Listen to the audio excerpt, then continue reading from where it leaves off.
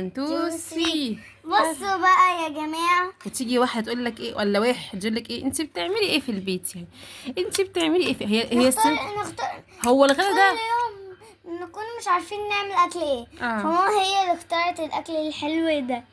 لا، يقول لك ايه، انت بتعملي ايه في البيت، ولا الغدا بيتعمل ازاي؟ هي الصينيه دي كده بيطلع كده. الصينيه دي وراها صواني كتير قوي ومعالق كتير قوي.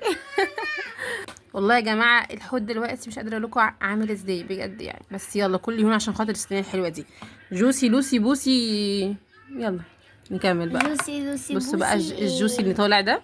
يعني انا بحس دي كمان ان هي بتبقى محتاجه كمان ايه، بشاميل اكتر. يا ماما يلا. يا ماما.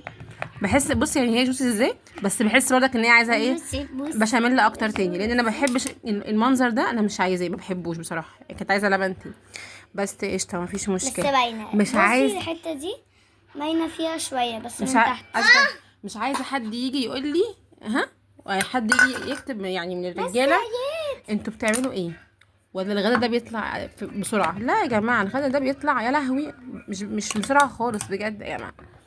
ضربوا محتاج لبن وحاجات. لو وقفوا في المطبخ يوسطوسي، امسكي كده صوري البتاع، امسكي كده، اوعي تبينيني بس انا ها. خليكي باصه في الفيديو، شوفي انت مبينه ايه. ها يا طبعا ايه الاثنين الاطفال انا بس بوريكم بس ايه الجوسي لوسي. خلاص بس كده، شكرا عشان انتوا هتبهدلوا الدنيا. شكرا. بصوا انا بحبها كده بقى يا انا جماعه. عايزه اروح. يلا انا بقى هروح اقفل واكل العظمه دي. الف هنا وشفا على قلبنا. لو عجبكم اعملوا بقى لايك وشير وسبسكرايب، ما تنسوش تعملوا يا جماعه. مش عارفه